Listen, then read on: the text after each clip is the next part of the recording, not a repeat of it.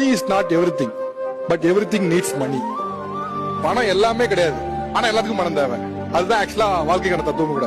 நீங்க எல்லாரும் சொல்றவங்க எல்லாம் சொல்லுவாங்க பணம் முக்கியமே கிடையாது, பணத்தை பத்தி பெருசா கவலைப்பட வேண்டாம் அப்படின்னு.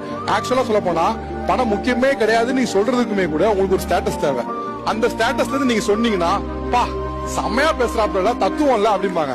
ஆனா பொதுவா பணம் முக்கியமே இல்லைங்கிறத எந்த ஒரு ஏழையும் சொல்லவே மாட்டான். ஏன்னா அவனுக்கு தெரியும் இந்த பணம் எவ்வளவு முக்கியம் அப்படின்னு. இந்த 20,000-30,000 நிம்மதியை தேட முடியுமானா அதுக்குள்ள எவ்வளவு தூரம் நிம்மதியை தேட முடியும்னு பாத்தீங்கன்னா கஷ்டப்பட்டு தேடலாம். ஆனா அந்த 20,000-30,000 நான் நிம்மதி தேடவே முடியாது, எனக்கு இன்னும் பெருசாதான் வேணும் பெருசா வேணும் சொன்னா 20-30 ஆனாலும் சரி 30-60 ஆனாலும் சரி அது வந்து ஆற்றுப்படவே செய்யாது. உங்களோட எண்ணிக்கை போயிட்டே தான் இருக்கும், அதுக்கு தீர்வே கிடையாது.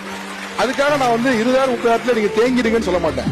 20,000-30,000 சம்பாதிக்கிறோம், அடுத்து நம்ம வருமானத்தை பெருக்குவது எப்படி, இந்த 20,000-30,000 1 லட்சம் ரூபாய் சம்பாதிப்பது எப்படிங்க நோக்கம் இருக்கணும். ஆனா அந்த 20,000-30,000 எனக்கு இவ்வளவு கம்ப்ளைண்ட்ஸ் இருக்கு இவ்வளவு பிரச்சனைகள் இருக்குன்னா நம்ம கம்ப்ளைண்ட்ஸ் மட்டும்தான் தெரியும், வேற எதுவுமே தெரியாது.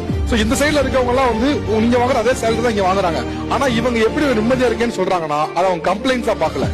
எஸ் இது என் நிலைமை, ஆனா இதே நிலைமை வாழ்க்கை முழுக்க இருக்காதுன்னு நம்புறாங்க. அதனால அவங்க சொல்றாங்க அவங்களுக்கு அது கம்ப்ளைண்ட்ஸா படலாம், உங்களுக்கு கம்ப்ளைண்ட்ஸா படுது. அப்கோர்ஸ் நீங்க சிரமப்படலன்னு சொல்லல, உங்களுக்கு சிரமம் இருக்கு ஏத்துக்கிறேன். ஆனா இது என்னுடைய வாழ்க்கையில இருக்கக்கூடிய ஒரு சவால். அந்த சவாலை மாத்துவேன்னு நீங்க நம்புறீங்கன்னா நீங்க இந்த பக்கம் வந்துடலாம்.